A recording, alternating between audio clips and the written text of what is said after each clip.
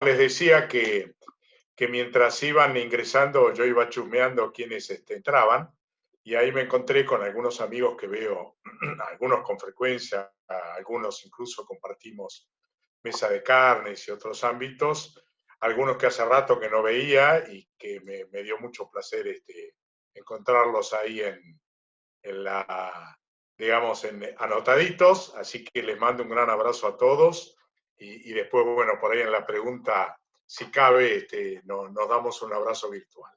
Bueno, si les parece, yo voy, digamos, metiéndome en la presentación, un segundito, que ya la traigo, ya va a aparecer. Y bueno, la intención básicamente de la charla, está un poquito lento la aparición, si me dan un segundo, arrancamos cuando tengamos la pantalla compartida. Entiendo que la están viendo, Nahuel, dame un ok, por favor. Sí, se ve perfecto. Bueno, impecable. Bueno, Perfecto. la intención de la charla es abordar, en primer lugar, digamos, un panorama internacional de lo que está pasando con el negocio de las carnes, sobre el tema del COVID y esta pandemia. Creo que estamos todos, no diría sobresaturados, pero muy bien informados de lo que está pasando, las implicancias que tiene no solamente en términos de la salud y los riesgos, sino también del impacto en la economía a nivel mundial y, por supuesto, de Argentina. Así que voy a tratar de concentrarme específicamente en lo que es nuestro negocio. Vamos a ver un panorama internacional, le vamos a poner mucho foco a China, no solamente por lo que implica China en lo que es como locomotora de la demanda, sino lo que ha ocurrido en China con la otra pandemia, digamos, que es de alguna manera el otro cisne negro del negocio específico nuestro de las carnes, digamos, y su faltante estructural que realmente inimaginable o era inimaginable hace apenas unos pocos años atrás.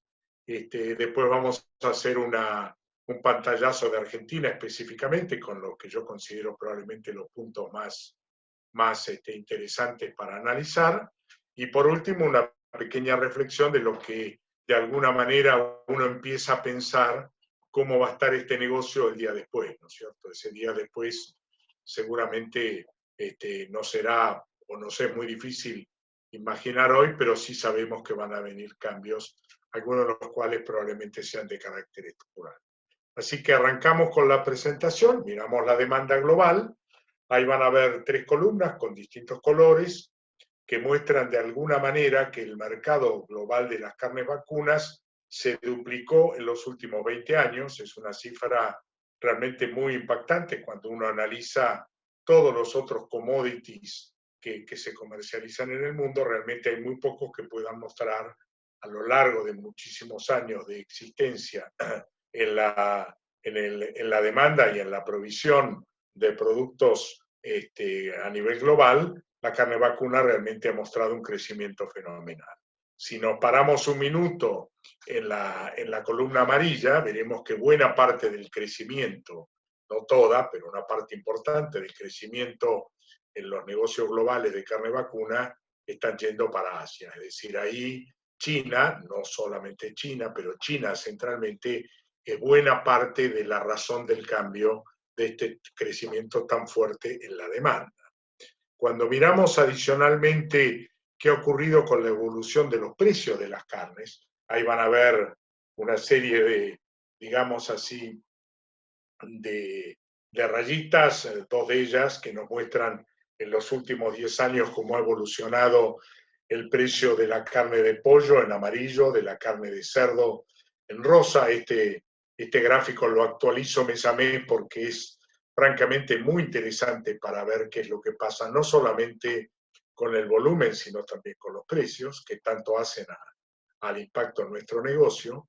Y ahí van a ver una rayita muy finita que se para básicamente en diciembre del año 2018, que es cuando empezamos a ver, no solamente que China lo declara a partir de agosto del 2018, pero a partir de diciembre se empieza a ver el impacto del faltante de carne de cerdo, primero en China y después de todas las carnes, porque claramente el faltante que fue creciendo de forma significativa en China, que insisto, es la locomotora del cambio en la demanda de carne, no solamente de la vacuna, digamos, cómo el precio, sobre todo de la carne de cerdo, empieza a tener una recuperación significativa a partir de esa rayita, es decir, a partir del faltante brutal de esa producción. Solo como comentario digo, que China producía hasta el 2018 la mitad o cerca de la mitad de toda la carne de cerdo que se produce en el mundo, y además agregar que la carne de cerdo en su conjunto, junto con la del pollo, son las dos más consumidas en todo el mundo. Así que, digamos, la importancia de lo que vamos a hablar de la fiebre porcina africana y su faltante estructural impacta básicamente en todas las carnes. Y por último, veamos la evolución de la carne vacuna para ver un crecimiento muy grande que se dio hasta diciembre del año pasado y la caída, digamos, de precios, no obstante lo cual quedó en valores muy altos si lo comparamos con las otras carnes y sobre todo con lo ocurrido 10 años atrás, o si queremos irnos mucho más cerca, con lo ocurrido en los últimos 5 años en el precio de las carnes. Así que veremos una caída en el último trimestre, pero aún así ha quedado el precio de las carnes en valores muy altos comparados con el pasado casi inmediato o de pocos años atrás. Siempre que muestro este gráfico, digo lo mismo. La verdad es que muchos commodities quisieran copiar este cuadrito mostrando que efectivamente no solamente ha crecido el volumen de la demanda de la carne, sino que el precio ha seguido subiendo, mostrando claramente que la demanda ha quedado insatisfecha. Es fácil explicarlo. Cuando la demanda crece y el precio acompaña además también en crecimiento, muestre que es una demanda que ha quedado insatisfecha y que finalmente arbitra a través de pago de mayores valores por una oferta que resulta, insisto, insuficiente. Este gráfico me parece, o este cuadro me parece muy interesante que lo analicemos unos minutos, porque muestra de alguna manera, de manera muy sencilla, cómo juegan en el mundo de la carne vacuna los principales, digamos así, players. Y van a ver que está agrupado en cuatro cuadritos. El primer cuadro incluye el Mercosur, y ahí van a ver 2 países como Argentina y Brasil que tienen una proporción, si cabe la expresión, relativamente parecida entre lo que destinan de su producción al mercado interno o al consumo, como figura ahí CMO, y a la exportación. Ambos tienen entre el 70 y el 80% de su producción destinada al mercado interno y la otra proporción, digamos, entre el 20 y hasta el 30% destinada a la exportación, contrario a lo que ocurre con Uruguay y Paraguay, en donde la proporción de exportación es significativamente más alta que la destinada al consumo, y en situaciones como las actuales, donde por alguna de circunstancias, en este caso por el coronavirus, digamos, hay ruidos en el mercado externo, la están pasando mucho más complicada de lo que lo pasa la cadena de ganados y carnes de la Argentina o de la propia Brasil. Es decir, de alguna manera, el mercado interno tiende a amortiguar, tiende a minimizar los eventuales impactos que pueden ocurrir, como en este caso en el mercado externo. Cuando uno mira ahora el segundo cuadrito agrupado, que es Oceanía, Australia y Nueva Zelanda, verán que son, digamos, fuertemente exportadores, sobre todo Nueva Zelanda, donde la participación del consumo no alcanza ni siquiera al 10% del total producido. Australia, si bien tiene un 30% de consumo, que es fuerte en función de su población de alto poder adquisitivo, también es, yo diría, exportador nato de la misma manera que lo es Nueva Zelanda. Cuando miramos el NAFTA, vamos a ver que también ahí el mercado interno tiene una enorme participación. Incluso cuando analizamos las exportaciones, sobre todo las de Canadá, que son altas, tenemos que considerar que son muchas de ellas, o la gran mayoría de ellas, son intrarregión, intrabloque, con lo cual yo diría, son países que si bien están hoy afectados por el mercado internacional, el mercado de consumo les da un plafón muy importante. Vamos a volver a hablar de lo que está ocurriendo con Canadá y Estados Unidos, particularmente en el marco de la pandemia. Y después veremos el otro conjunto de países que son básicamente los que importan. Europa, que es la primer columna con una pequeña proporción de exportaciones, no demasiado significativa, y el resto de los otros conjuntos, dentro de los cuales los más importantes se encuentran en el Medio Oriente y en parte en el sudeste asiático. El resto son básicamente importadores. Es un cuadro que de alguna manera nos da un pantallazo de qué rol tiene cada uno de estos grandes bloques o países en el mundo del consumo y comercialización de carnes. Vamos a ver un poquito ahora qué nos está pasando con la pandemia que estamos viviendo. A China lo vamos a ver en particular porque, insisto, es un jugador muy importante para seguir y para entender qué es lo que está pasando ahí para poder proyectar hacia el futuro. Unión Europea ha sido y es el principal mercado no solamente de Argentina, sino también de Uruguay y otros países en términos de valor, de cortes de alto valor. Lo que ocurre en Europa impacta muy fuerte, sobre todo en algunas categorías, como es el caso de los novillos, en donde la integración del rampant loin, los cortes del lomo, los bifes y el cuadril, son muy importantes a la hora de agregar valor a esa categoría. Ahí, como sabemos, la pandemia ha pegado muy fuerte, se han cerrado básicamente todos los servicios de comida, digamos, lo que se integra el canal Horeca. Horeca significa hoteles, restaurante y catering, con lo cual, digamos, justamente hacia donde destinamos estos cortes de alto valor, que es el canal Horeca, hoy se encuentra cerrado. Por eso, digamos, el fuerte problema que encuentran los frigoríficos para integrar en un buen valor la categoría de novillo, que es la más apreciada en términos de calidad de carnes. Digamos, como respuesta a este cierre de servicios de comida compartida o social, se está desarrollando fuertemente el delivery, el sistema de drive-thru, digamos, de ir a retirar la comida ya preparada, pero digamos que no te dan el servicio en el lugar de comidas.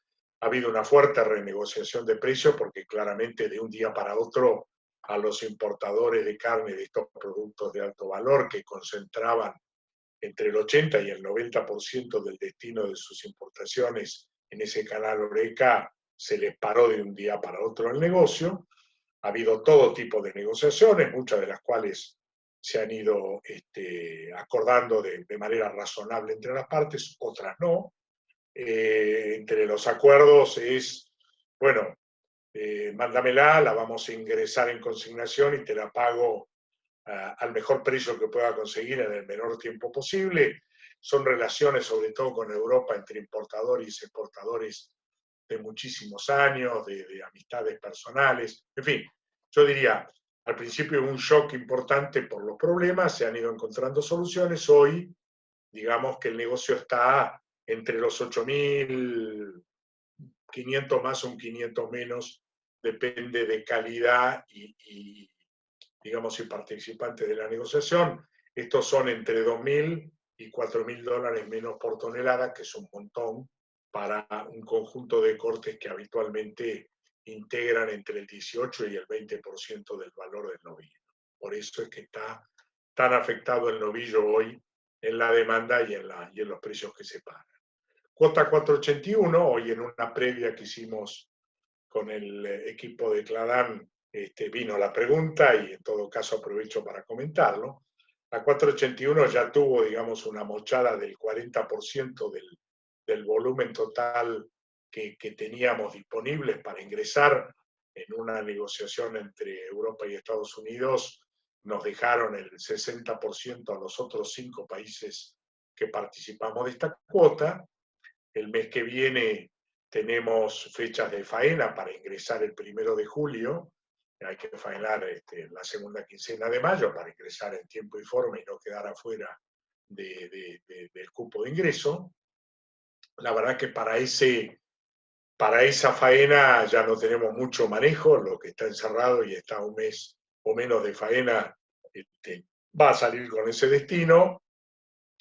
Se está hablando mucho entre partes si va a ir y va a llegar al 1 de julio y se va a congelar si es que continúa digamos, los principales demandantes del circuito Oreca cerrados o en la mínima expresión. A lo mejor hay que congelarlo. Es digamos, yo diría, es la porción del negocio más difícil de definir hoy si va a andar bien o va a andar más o menos. Hoy tiene, yo diría, un final abierto con algún color gris, no diría oscuro, pero digamos no tan sencillo. Ahora estamos encerrando eventualmente para la próxima cuota 481, que será la que ingresa a Europa el 1 de octubre, y ahí el panorama es sensiblemente diferente. Nosotros estamos encerrando hoy, los que estamos pensando en encerrar, otros lo dudan, piensen que no hay mucha ventana para dilatar la decisión, porque en cualquier caso lo que ingresa el 1 de octubre deberá ser faenado en la segunda quincena de agosto. Tiramos 100, 110, 120 días para atrás y estamos a hoy, a esta semana, máximo la semana que viene. Y yo diría que ahí ya el panorama es distinto, porque lo que ingrese el 1 de octubre habrá pasado ya en una Europa que tuvo su verano, que ya dio digamos, el periodo de la pandemia, que se habla de 70, 90 días, digamos, para que haya pasado el pico agudo y que haya ya ciertos niveles de recuperación. Ya habrá pasado, el pico de Europa lo estuvimos viendo en estas últimas semanas, ya Alemania está mostrando un nivel de recuperación y de alguna manera de liberar, digamos, gradual y progresivamente las cuarentenas. Empezamos a ver algo parecido, un poquito más caótico por nuestro propio sesgo latino, digamos, en España. Se está hablando de lo mismo en Italia, y estamos todavía a fin de abril. Quiere decir que todavía tenemos mayo, todavía tenemos junio. Sobre finales de junio aparece el verano, después tendremos julio, después tendremos agosto, después tendremos septiembre, y recién ahí, el 1 de octubre, estaría ingresando los animales que estamos encerrando ahora para la 481. Yo, digamos, en la personal encerré, así que cada uno verá qué quiere hacer, pero no perdería tal vez esta oportunidad de encierros. La hice larga, pero me parecía que es un tema sobre el que hay que tomar decisiones hoy, y bueno, y además de decir lo que creo que habría que hacer, les cuento lo que yo además hice. No solamente, digamos, predico con la palabra, sino en todo caso también pongo la ficha en esa alternativa.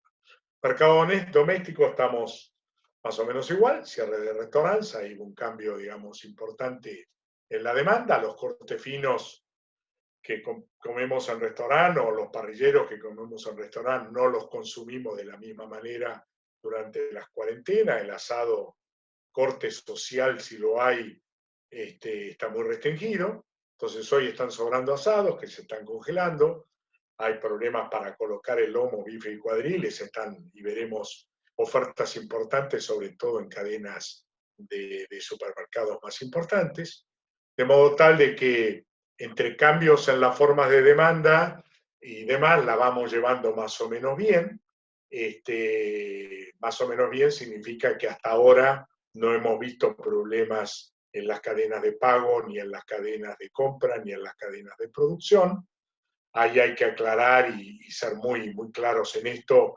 La verdad que todos los eslabones de la cadena han actuado con una enorme responsabilidad, tanto en los feedlots, que armaron enseguida protocolos impecables para que no se cortara, digamos así, la producción, y han trabajado muy bien y no han tenido casos, por lo menos conocidos, de trabajadores que hayan estado infectados o sospechosos. Y lo mismo podemos decir de la industria frigorífica, que en una industria realmente muy, muy complicada, donde todos sabemos que las distancias entre personas que trabajan son muy cortas y que hay contactos.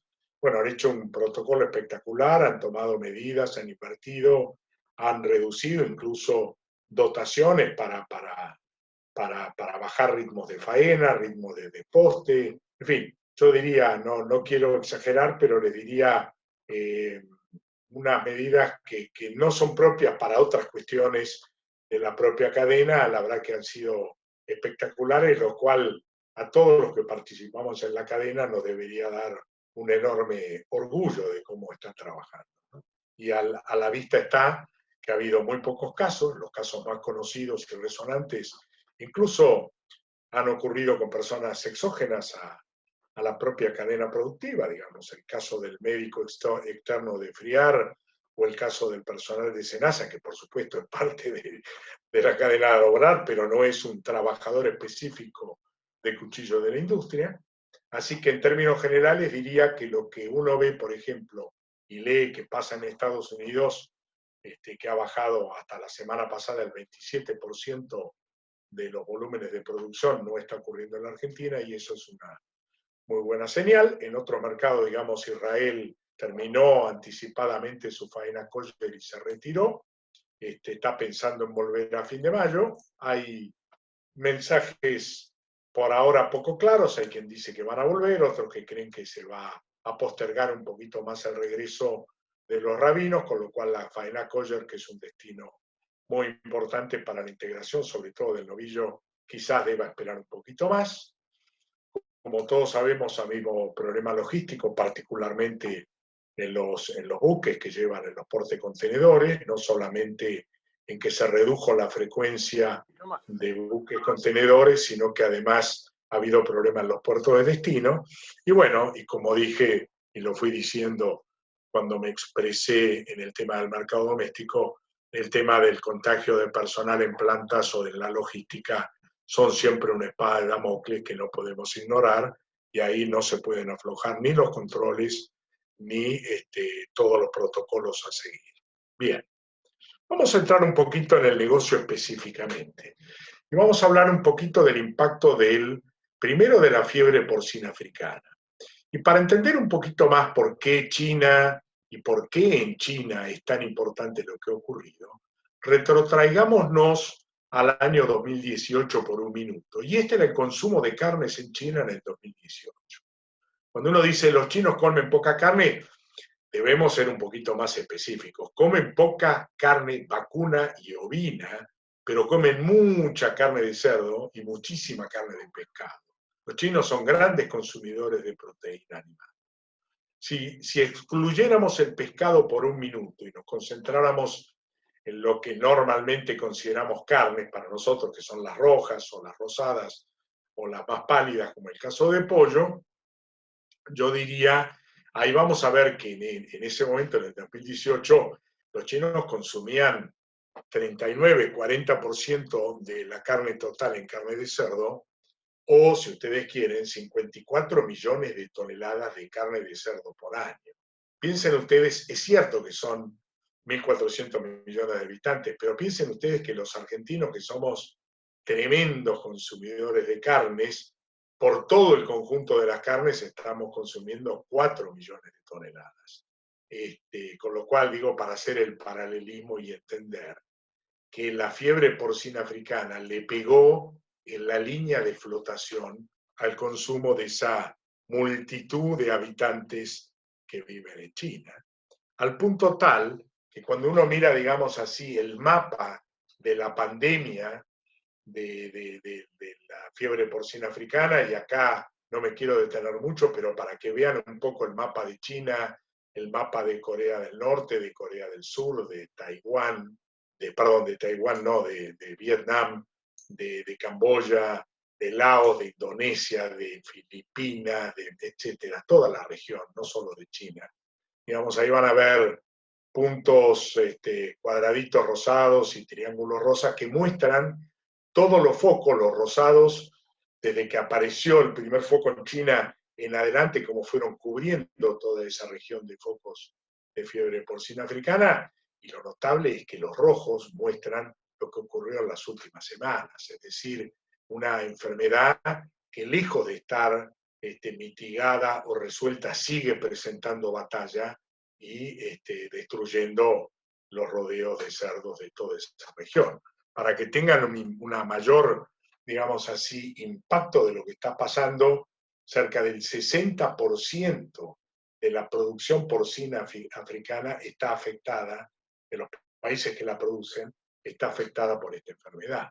Por eso cuando uno, digamos, empieza a hablar del impacto del COVID-19 sobre el mercado de carnes o sobre la economía y sobre los cierres, digamos, de la cadena Horeca y todo lo que lleva, digamos, en adelante a la disminución del consumo, lo primero que tiene que darse cuenta es que antes del COVID estaba la fiebre porcina africana, cuyas consecuencias, lejos de estar resueltas, siguen generando un enorme desastre en la producción y el abastecimiento de carnes. Ahí vamos a ver un cuadrito que lo presentó el Rabobank el año pasado y que sigue estando vigente, que muestran respecto del 2018 que China le van a estar faltando entre 22 y 25 millones de toneladas de carne para este año, para el 2020. Y que en el 2021 habrá de haber recuperado tal vez 3 o 4 millones, pero no más, y que los más optimistas están planteando o previendo que China no vuelve a tener un volumen de producción como el que tuvo en el 2018 hasta por lo menos pasado el 2025 o 2026. Es decir, un faltante estructural de carnes que genera, digamos, una demanda estructural de carnes asegurada, de todas las carnes, por lo menos para los próximos 5 o 6 años vista. En este contexto, veamos por un minuto a China como importadora de carne vacuna. Y lo impactante de este cuadrito que les voy a mostrar, que van a ver, digamos, quiénes son los proveedores, de dónde se provee de carne vacuna china, es que todo el proceso de importación de carne vacuna de China arrancó recién en el 2011. Es decir, estamos hablando de los últimos 9 años. China no importaba carne vacuna.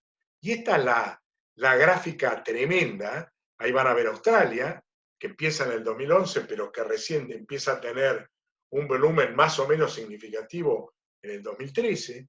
Ahí van a ver Brasil, que arranca recién a exportar a China en el 2014. Hasta hace 6 años atrás ni siquiera le exportaba carne. El último que van a ver es el 2019, ya cerrado. Ahí van a ver Uruguay, que empezó antes que nosotros y que Brasil, porque recuperó mucho más rápido los mercados después de del desastre que tuvimos con la fiebre aftosa allá en el 2001. Ahí van a ver Argentina, que de nuevo arrancó despacito. China no estaba en el radar Argentina en el 2013. Y en el 2014 era un destino más de los tantos que tenía Argentina. Y hoy, por supuesto, ya verán que participa junto con Brasil, son los principales proveedores de carne vacuna de China. Ahí van a ver Nueva Zelanda, que prácticamente para el volumen que tiene, China es el mercado por excelencia, y los otros que son básicamente países del sudeste asiático. La gran mayoría son cercanos, Vietnam, Indonesia, que les exportan carne de búfalo y otros que ingresan dentro de este conjunto de lo que llamamos carne vacuna. Como quiera que sea, cuando ustedes ven, digamos, este ritmo feroz de crecimiento de las importaciones de carne vacuna, podrán comprender, y ahora vamos a ver en un ratito las proyecciones para el 2020, por qué le damos tanta importancia a China y por qué el faltante de 22, 25 millones de toneladas de carne de cerdo en China son tan importantes para también las oportunidades que se presentan a la carne vacuna. Acá quiero hacer una aclaración, y lo van a ver escrito en el eje de la izquierda de la pantalla, es que acá estamos hablando de toneladas de carne peso producto, es decir, los cortes ya deshuesados, ya desgrasados, ya empaquetados, que ingresan listos para consumir, porque hago esta aclaración porque habitualmente nosotros, cuando nos referimos a las, por ejemplo, 3.100.000 toneladas que produjo la Argentina el año pasado, o 840.000 toneladas que exportó, lo hacemos referenciándonos a su equivalente peso res. La diferencia entre el precio producto y el peso res es que para transformar peso producto en peso res solemos multiplicar, por lo menos en la Argentina, por 1.5. Cada país tiene su factor de ajuste, que no es necesariamente igual, pero yo diría que 1.5 es más o menos un buen número para transformar peso producto a peso res. Bien, ahí les voy a mostrar, y este cuadro, digamos, que lo actualicé ayer, porque recién ayer apareció el dato oficial por las aduanas chinas, de cuánta carne vacuna y de cerdo importó efectivamente China en los últimos 5 trimestres.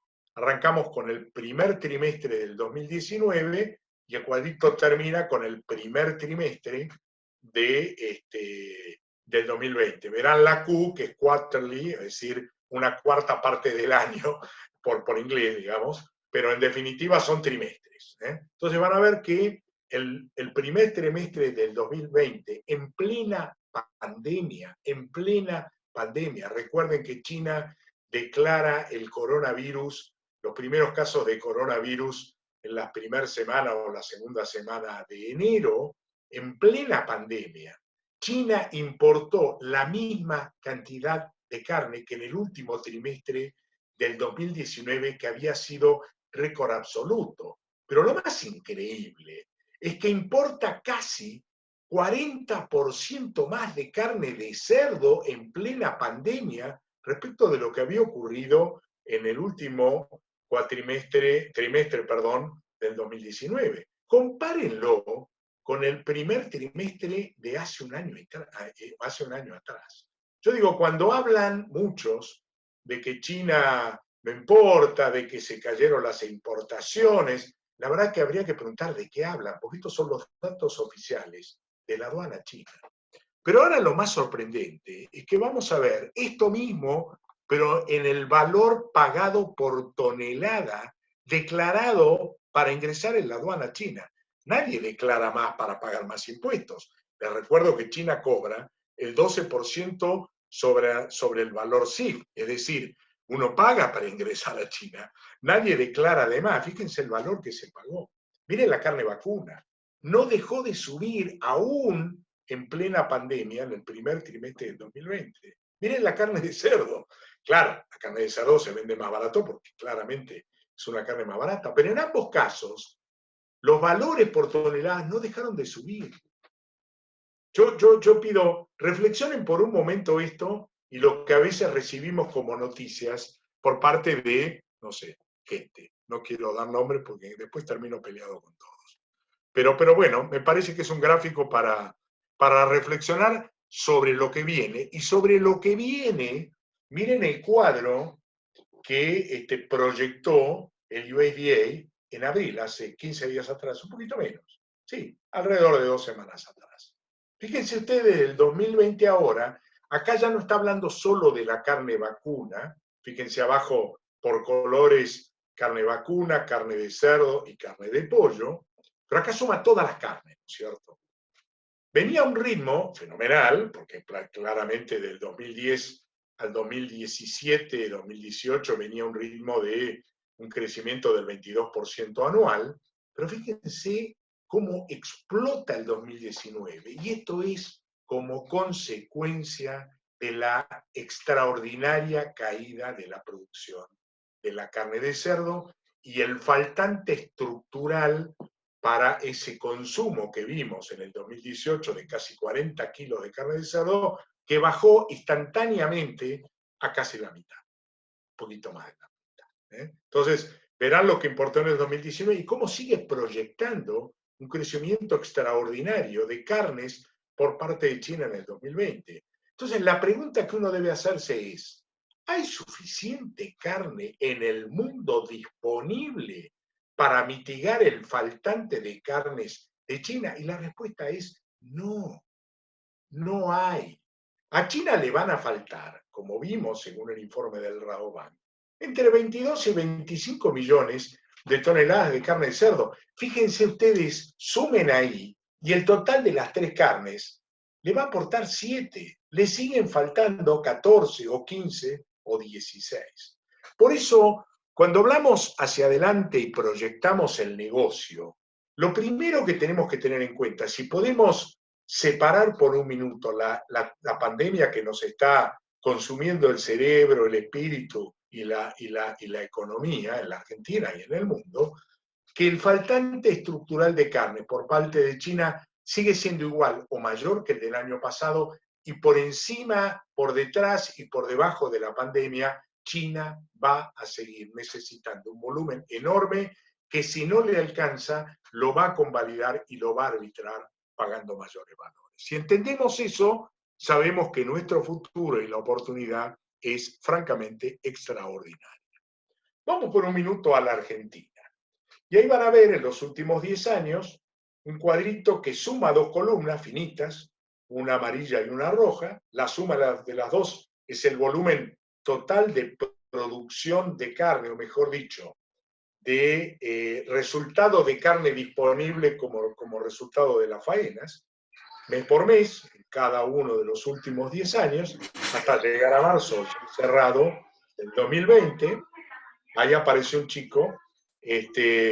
Van a ver cómo digamos, sube el volumen total producido, pero además crece significativamente la columna roja como resultado de un crecimiento continuado y sostenido de las exportaciones. Miren, en los últimos 10 años, la producción de carne vacuna en la Argentina, contra todos los pronósticos, creció un 10%, pero las exportaciones crecieron 170%, manteniendo el volumen que teníamos para el consumo. Claro, cuando uno dice, che, pero el consumo por habitante cayó, claro, porque lo que creció son los habitantes, pero la carne vacuna, la cadena, ha sido capaz de sostener el mismo nivel de oferta, creciendo casi al doble las exportaciones. No solamente en volumen, sino lo más importante, en valor en divisas.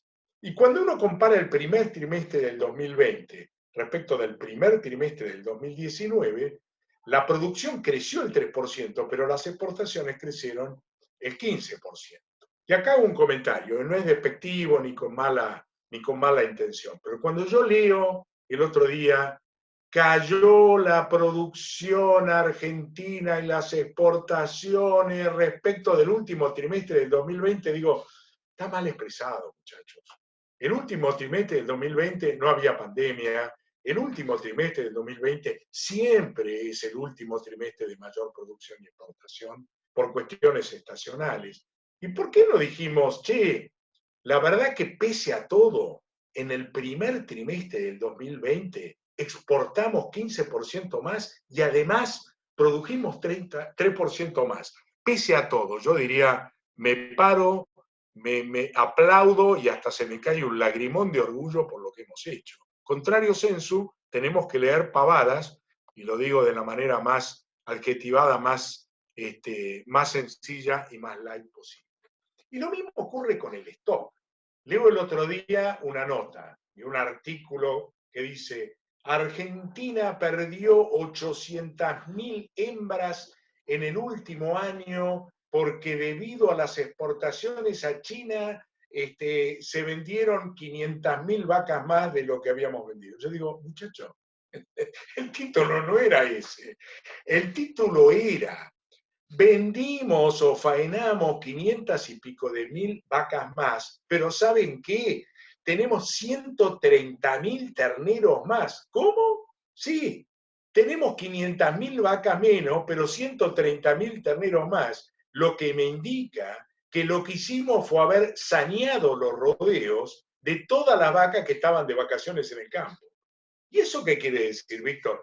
Quiere decir que el productor, cuya cultura ancestral siempre fue más tenedor de vacas como reserva de capital y de patrimonio que yo diría, un empresario eficiente y competitivo, de pronto aprovechando los muy buenos precios que la exportación le pagó por la vaca descarte, aprovechó, limpió el rodeo de vacas improductivas, retuvo terneros y le digo más, creció en novillos y novillitos, que es una clara demostración de que además está apostando a las recrías para producir más carne de calidad por animal producido. Miren, abajo verán un cuadrito, no los quiero aburrir con esto, pero yo digo, si nosotros no entendemos lo que pasa dentro de nuestra propia cadena, menos aún lo van a interpretar quienes muchas veces titulan, algunos con buena intención y otros no tanto, cuestiones que llegan a la opinión pública dando una imagen absolutamente distorsionada de la realidad. Fíjense ustedes la última línea del cuadrito de abajo. El promedio de relación ternera-vaca instantánea. Yo digo, saco la foto, digo, ¿cuántas vacas tengo y cuántos terneros tengo? Durante los últimos 10 años fue del 61,1%. ¿Saben cuánto es este año? 61,1%. 4 puntos porcentuales, pero porcentualmente 6,5% de mejora en la eficiencia en la relación ternero-vaca. De nuevo, me paro y aplaudo con un lagrimón de orgullo. Realmente hemos hecho las cosas bien, estamos haciendo las cosas bien, tenemos un stock mucho más competitivo y capaz de responder a todas las demandas y a generar carne de calidad en volumen para el mercado interno, para atender a nuestros consumidores y para generar mucho más divisas de altísimo valor que también le vienen a la economía y a la Argentina en su conjunto. Vamos ahora a la exportación del primer trimestre. Ya les conté que exportamos más, ¿no es cierto? Ahora veremos a dónde y vamos a ver que específicamente cuando uno compara los primeros trimestres, que es la forma de comparar, yo no puedo comparar chanchos y lombrices pensando que hago las cosas bien. Yo comparo exportaciones del mismo trimestre que tiene un impacto estacional de los últimos 5 años. Y saben que exporté mucho más. Claramente China ha sido y sigue siendo mi principal mercado, pero no he descuidado mercados como Israel o como Chile o como la propia Unión Europea.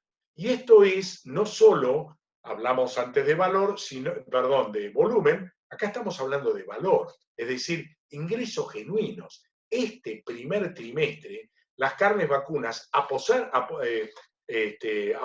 al Tesoro argentino 600 millones de dólares. Así que empecemos a proyectar lo que va a ocurrir en los próximos trimestres, sobre todo en el segundo semestre de año, donde claramente ha puesto un crecimiento muy significativo de las exportaciones. El otro día un periodista amigo me dice, Víctor, yo siempre te pregunto al principio del año, ¿cuáles son tus expectativas? ¿Cuánto vamos a exportar este año? Y me dice, mirá que tus colegas hablan de 600.000 toneladas. Y yo le dije, mirá, Ricardo Bindi, de Agrositio. Le dije, Richard, mirá, yo no cierro mi apuesta por menos de 800.000. Sos un exagerado, siempre mirando la mitad del vaso lleno. Le digo, sí, y tengo mis fundamentos. Yo creo que este año vamos a estar exportando entre 800 y 850.000 toneladas. Entre otras cosas, porque China nos da la oportunidad de seguir sosteniendo un volumen alto de exportaciones. Ya veremos cuando se cierre abril cuánto exportamos, se van a sorprender. Y además, porque veo recuperando los mercados importantes como Europa e Israel, y el propio Chile, pero sobre todo Europa y Israel, para el segundo semestre de este año, y nos van a sorprender con los volúmenes y de la manera que van a impactar en nuestro negocio. Prepárense para eso. Y por último, un par de comentarios para cerrar. Esas rayitas y dibujitos no sé por qué me aparecen, pero bueno, son parte del Zoom. Alguien estará, no ustedes, sino, digamos, el sistema genera ese tipo de ruidos que se transforman en rayas. Yo quiero hacer un comentario respecto de la invernada y para eso quiero hablar de este cuadrito. Hace muchos años que varios venimos viendo que, digamos, la relación de precios entre maíz y ternero de invernada y la relación, o novillo o animal terminado, y la relación de valor de invernada respecto del gordo, lo que llamamos costo de reposición, tienen una, digamos, de alguna manera, una similitud en los comportamientos, dicho de manera más sencilla. Cuando el precio del maíz está barato respecto del gordo o del ternero, digamos, en general encontramos costos de reposición más altos de lo normal. Es decir, cuanto más barato está el maíz, más caro está el ternero respecto del gordo. Y para eso les quiero mostrar este cuadrito y termino con un comentario, conclusión o análisis. Fíjense ustedes, recuerden a mediados del 2015, 2014, todo el 2015 y parte del 2016, cuando el precio del maíz internacional y también local se derrumbó, el precio del gordo estaba bastante firme porque estábamos recuperando stock y de alguna manera el stock no daba abasto para responder una buena demanda. Y en ese momento, digamos, en donde uno podía comprar hasta 23 kilos de maíz Pizarra Rosario contra 1 kilo de gordo, digamos, de exportación o de consumo, no hay grandes diferencias con Liniers, en ese momento, digamos, uno encontraba que el costo de reposición se había ido a las nubes, es decir, que el señor que tenía maíz cosechado a X cantidad de kilómetros de Rosario, pongamos el extremo de mi amigo David Lacroce allá en la Lajita Salta, 1200 kilómetros de Rosario. ¿Qué hacía David con el maíz? Salía a comprar ternero, porque si no le tenía que dejar 40% del valor de su maíz al camionero, que seguramente había hecho el esfuerzo para ganárselo, pero que él no tenía muchas ganas de compartir ese negocio, salía a comprar terneros. ¿Y qué hacía otros amigos de La Pampa, a 600 kilómetros de Rosario o más? O amigos de Santiago del Estero, a 800 kilómetros. Salían a comprar terneros. Todos salían a comprar terneros para transformar el maíz en carne. Y en ese momento, entonces, llegaron a pagar casi 40% más del valor del kilo del gordo sobre el kilo del flaco para reponerlo. Muy bien, cuando cae el precio del maíz, mejor dicho, sube el precio del maíz y desmejora esta relación, o en todo caso se encarece el costo del alimento para la terminación, inmediatamente baja el precio del ternero. Salvo en este último año, o en estos últimos, yo diría, 6 meses. Fíjense ustedes que cae la relación maíz-ternero, maíz-novillo, no es muy buena, yo diría, está por debajo del promedio. Llegamos a tocar 8 kilos de maíz con 1 kilo podía comprar con 1 kilo de novillo, muy baja relación, bajísima, y sin embargo, valía el ternero. Y ahí es donde uno se pregunta, incluso hoy estaba mirando el remate pasó la propaganda, pero bueno, varios se prendieron Canal Rural, habrán visto el remate de Colombia Mariano, o ayer, o el viernes pasado, el de Mondino, o el sábado, el de Ser Valiente, no importa quién, digamos, la invernada en realidad, en relación al gordo, está cara. Hoy está en 1,17 y hasta 1,20 a 1, está cara. Habitualmente uno dice entre 1 y 1,10, bueno, me voy manejando, pero en este momento, en plena zafra, que el ternero valga 15, 17, 18, 20% más que el gordo, está caro, con un maíz que no está barato, si bien bajo, no está barato. Nos cuesta, digamos, bastante hacer 1 kilo de gordo en función a lo que vale el gordo, ¿no? Y ahí es donde empieza uno a analizar de que en realidad hoy la reposición, la compra de esa invernada está mucho más vinculada a la defensa del valor moneda que a la rentabilidad presunta que no genere ese propio animal. Es decir, con los bancos cerrados, con la posibilidad de comprar dólares absolutamente cerrados, cepo total, con un dólar blue, pero si quieren el dólar bolsa, que prácticamente hoy está 70 y hasta 80% arriba del dólar oficial, la verdad que quien vende se siente desprotegido, dice, no, mis pesos no valen nada, y si ya compró los insumos, y si ya fue a Cladán a comprarle todos los insumos que necesita para, digo, Cladán y sus competencias, pero hoy son los amigos que nos invitan, digamos, si ya compró todo lo que tiene que comprar, ¿qué hace? Y compra terneros. ¿Y qué dice? Y bueno, mira, yo la verdad es que hoy compro terneros. Si lo mando a campo y lo recrío, en el mejor de los casos lo estoy vendiendo el año que viene. Y se lo mando a un corral y lo llevo despacito, lo voy a estar vendiendo a fin de año. Y la verdad que a fin de año, las circunstancias por las cuales hoy estamos totalmente restringidos en la economía van a ser diferentes. Así que salgo a comprar terneros. Razón por la cual hoy este cuadrito que ayuda mucho a pensar cómo me va a terminar dando el número, hoy tiene una variable que pasa por la cuestión más de tener una cobertura de valor moneda que el valor por el cual finalmente puedo pagar para tenerme. Bien, me voy cerrando y antes que nada les quería mostrar esta fotito que la agregué hoy porque ayer tuvimos la conferencia mundial de una conferencia, no es conferencia mundial, no tiene ese rango. Fue una comunicación, digamos, una reunión virtual de varios países que integran la mesa global de carne sustentable. Creo que estaba Fernando Storni por ahí, que ayer lo vi participando, y no sé si Patricio Reviriego también, y algún otro.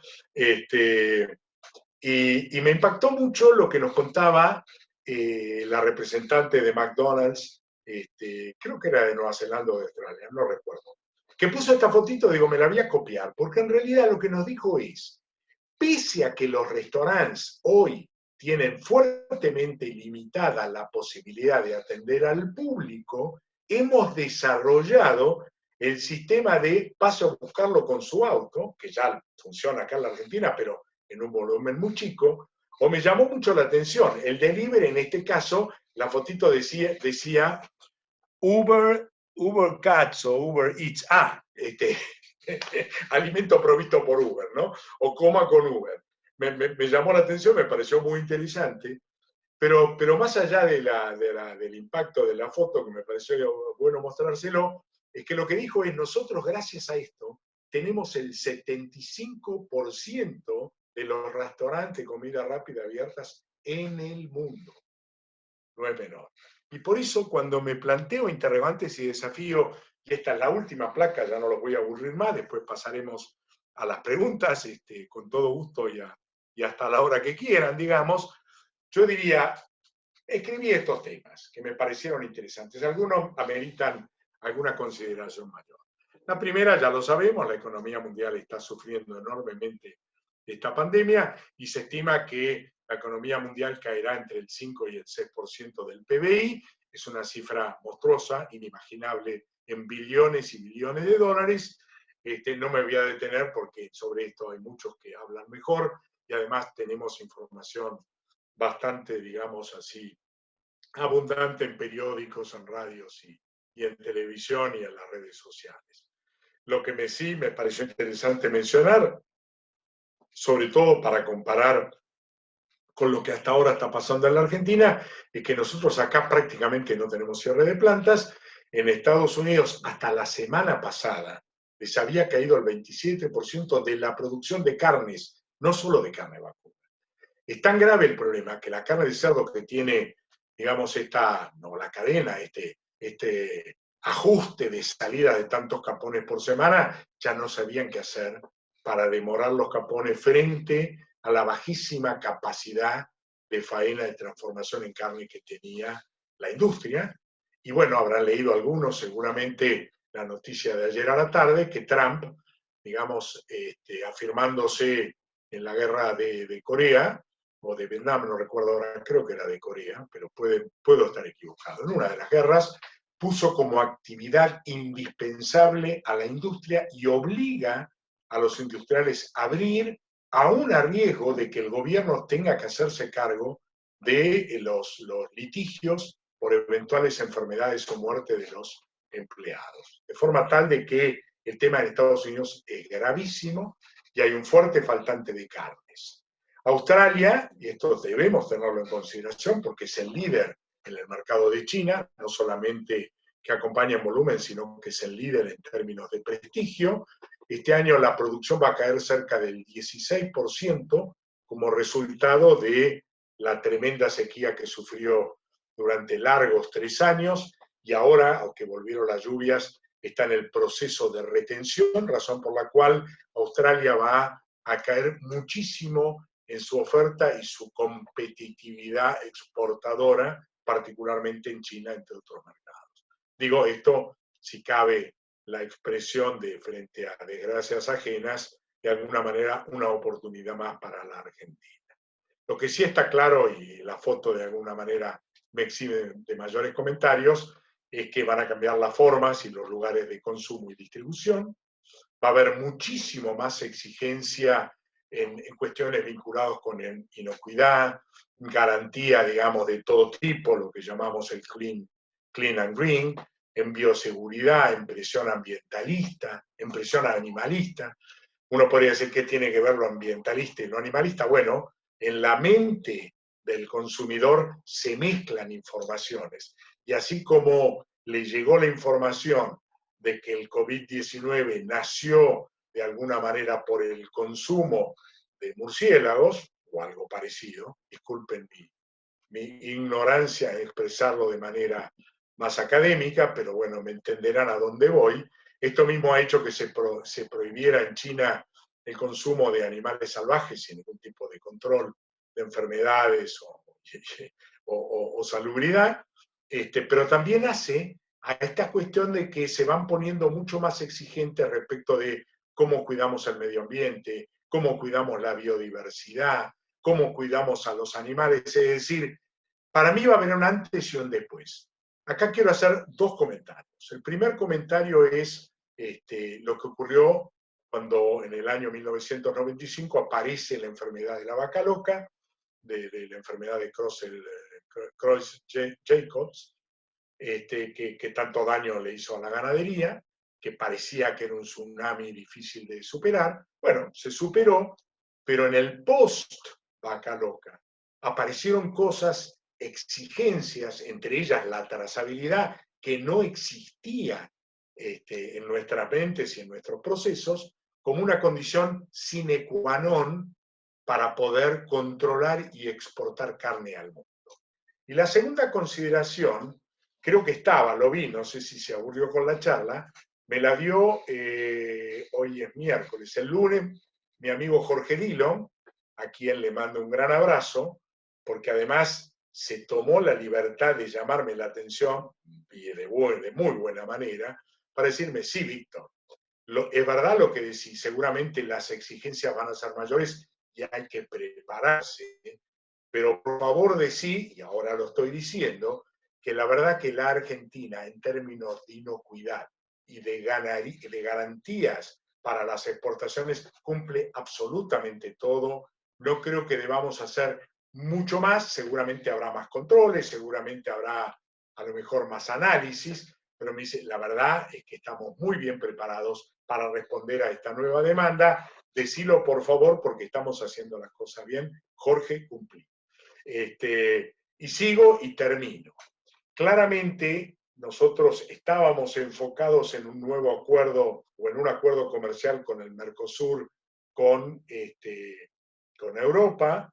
Lamentablemente no puedo dejar de estar más en desacuerdo con la medida que tomó la Cancillería o el gobierno argentino de sacar sus negociadores en los nuevos acuerdos que se estaban negociando con Canadá, con Singapur, con Corea, que es tan importante.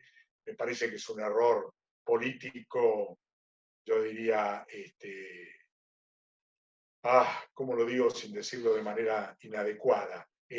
Muy poco, muy negligente, muy negligente. Se podía haber seguido negociando, si no era el buen momento, haber buscado la forma de dilatar los acuerdos propiamente dicho, pero no la negociación. Espero que se den vuelta. Todas las entidades agropecuarias y muchas otras han expresado sus desacuerdos. Esperemos que el gobierno lo reconsidere. Y en el medio, y ya voy terminando, vamos a ver un acuerdo comercial Estados Unidos y China, que hay que ver cómo avanza, pero ya en enero se puso en marcha la fase 1 que permitió el ingreso de carne de cerdos a China con 0 arancel o con muy bajo arancel. La fase 2 se iba a poner en marcha en el segundo semestre de este año, tal vez con el coronavirus se demore, pero cuando aparezca, Estados Unidos es un productor muy importante de todas las carnes y algún impacto tendrá en la competencia. Y por último, con esto cierro, nosotros íbamos a tener que estar negociando durante el curso de este año cuotas y aranceles en la nueva Europa ya dividida por el Brexit entre la Unión Europea continental y el Reino Unido con el que seguramente estaban todas las cartas abiertas para negociar una nueva cuota, me refiero a la Hilton, me refiero a la proporción de 4,81, y bueno, esto tenía que estar definido a fin de año, veremos cómo queda y si tiene un delay por el tema de coronavirus. No los quiero aburrir, seguramente les habrán surgido dudas, seguramente me he omitido una cantidad de cosas que debería haberles contado, y espero que con las preguntas juntos podamos ir resolviendo estos, si me permiten, errores que fui cometiendo en mi presentación. Así que les agradezco muchísimo el tiempo y quedo a disposición. Siéntanse libres de preguntar lo que quieran, lo que sé lo contestaré y lo que no lo anotaré para contestarlo más adelante. Muchísimas gracias. Muy bien, Víctor. Muchísimas gracias. Excelente presentación. La verdad que plagada de datos y de herramientas que nos brindás para poder movernos en el negocio que estamos. La verdad que quiero agradecer a vos, por supuesto, y a todos los presentes, a todos los participantes que se sumaron, que nos acompañaron en este proyecto. Hemos llegado a los 100, a los 100 de capacidad, o sea que mucha gente nos escribió, quedó afuera, pero quédense tranquilos, al igual que vi a varios que estaban sacando fotos, quédense tranquilos que lo vamos a subir al canal de YouTube, ya lo vamos a estar, le vamos a estar avisando. Nos pueden seguir también y le vamos a poder avisar por esa vía también al Instagram, que es Cladán Nutrición con doble N, así que ya lo vamos a estar informando. Varias de las preguntas que fueron haciendo mientras que vos estabas haciendo tu presentación, las fuiste respondiendo, no sé si las ibas leyendo o las tenías en mente, pero las fuiste evacuando, así que nada, esperamos un momentito que aparezcan algunas preguntas y ya te las vamos a ir haciendo. Sí, con todo gusto. No las puedo leer. Ya tengo 71 años, demasiado que más o menos coordino como se decía antes, la filmina con la charla. No, muy claro y honestamente muchos datos, demasiado generosos de tu parte, así que vamos a usar estas herramientas para el día a día y por supuesto siempre con esa cuota de optimismo o de ver el vaso medio lleno que tenés, la verdad que se hace sumamente llevadera. Una de las preguntas era, ¿qué pasaba con esos 60 días que estuvo cerrado el puerto de China? Si ese stock que se consumieron, si se va a volver a reponer o eso va a ir lentamente llegando al nivel que tenían anteriormente del coronavirus. Sí, buena pregunta y gracias por la pregunta porque en realidad la tendría que haber comentado cuando hice referencia a las 500.000 toneladas que ingresaron entre enero y febrero y marzo en las aduanas chinas. Una parte de la exportación significativa del mes de marzo y seguramente de las que veremos en abril tienen que ver con muchas cargas, muchos contenedores que no solamente estaban esperando que se reactive la logística y la actividad en los puertos chinos, sino que incluso algunas navieras, porque se había saturada, digamos, la capacidad de stock, de poder acumularlo o recibirlo en China, lo habían depositado en Singapur y en Hong Kong. Eso fue llegando a China y fue parte de las importaciones de marzo, van a ser seguramente parte de las importaciones de abril, y por supuesto, digamos, lo que dicen los analistas que están siguiendo el mercado China en el día a día, que además viven en China, lo que nos dicen es que seguramente va a haber un stock que se va a ir digiriendo en el consumo a medida que la economía, que vemos que va recuperando, vaya tomando más temperatura durante los meses de mayo y junio. Y acá sí me parece importante aclarar lo siguiente, y es que la demora entre que cerrás un acuerdo, un contrato de venta o de compra, depende de qué lado te encuentres, y que la mercadería esté disponible para el consumo con China, no son menos de 60 a 70 días. Razón por la cual las ventas de esta semana o de la semana que viene, para ponernos en mayo, digamos, que se realicen y que se ejecuten en mayo. Si ustedes quieren, voy a hacer todavía voy a dar un pasito más atrás. Los novillos o las vacas que mandemos a faena la semana que viene, 1 de mayo, van a estar llegando a China para ser consumidas no antes del 10 o 15 de julio. Y el 10 o 15 de julio los va a encontrar a los chinos disfrutando del verano. Verano que además pone de alguna manera contra las cuerdas, si cabe la expresión, al COVID-19.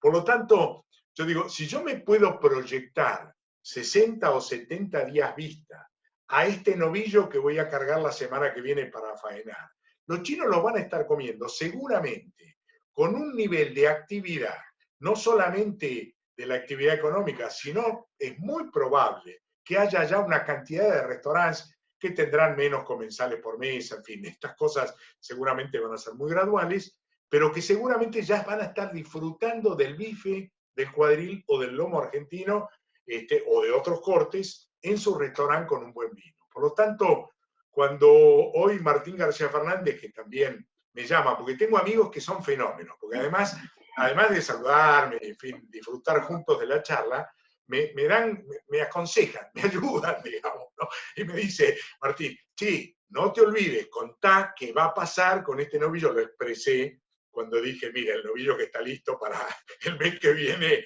no va a tener la vida muy fácil, pero a las que tenemos que encerrar ahora, para la faena de agosto, que van a entrar el 1 de octubre en Europa, no le tengas miedo, porque también acá hay que mirar este tema de los delays. El novillo de la semana que viene, que eventualmente vaya con destino a Europa, pequeña proporción, pero irá, va a estar llegando a Europa en el peor de los casos, a fines de junio, a mediados de junio, va a estar llegando a la boca del...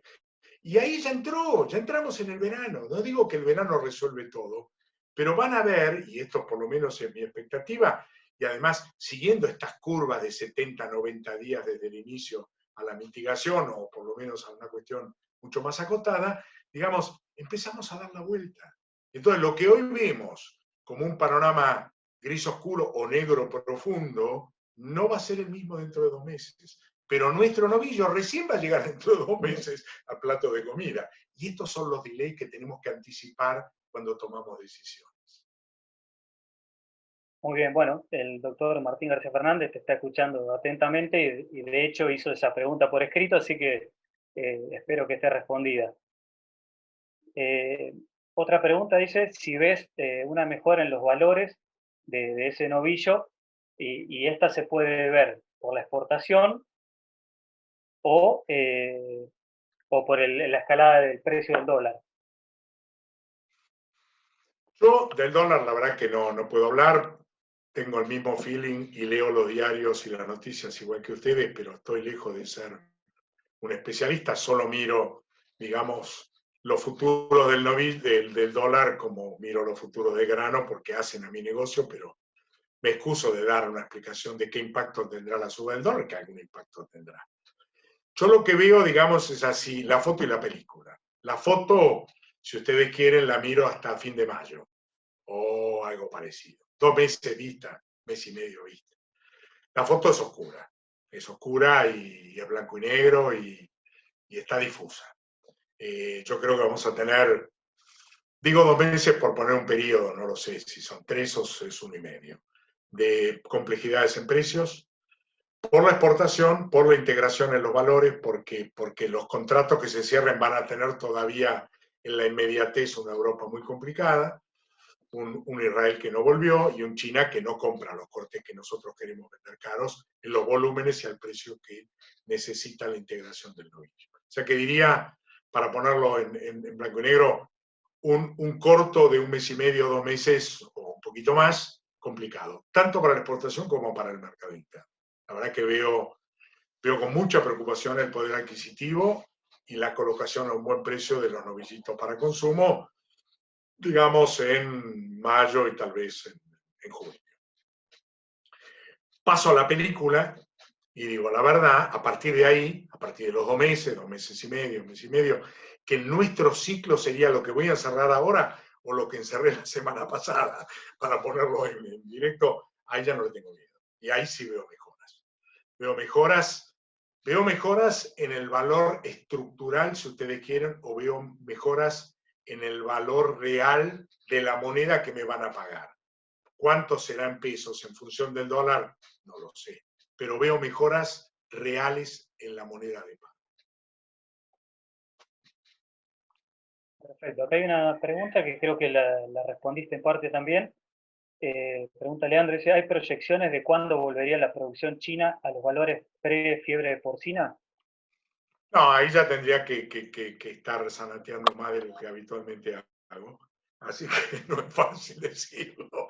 Pero mi lectura es la siguiente. Digamos, y en general yo tomo como parámetro el full set de vaca, si cabe la expresión. Es decir, todos los cortes de vaca, tal y como los vendimos el año pasado. Va preparado en 6 cajas, si cabe. La vaca se divide en 6 grupos de cortes y todo eso tiene un valor. Un valor que alcanzó los 6.000, 6.200, 6.400 dólares en el pico de la feria de Shanghái, noviembre del año pasado, que bajó a la nada misma en enero, digamos, 3.800, 3.700, que subió a 4.500, 4.600 hace un par de semanas, que esta semana con los ingresos de China, los chinos se pusieron un poquito, se agrandaron un poquito, pero no les va a durar mucho, y lo bajaron a valores de hoy de 4.200 o algo parecido.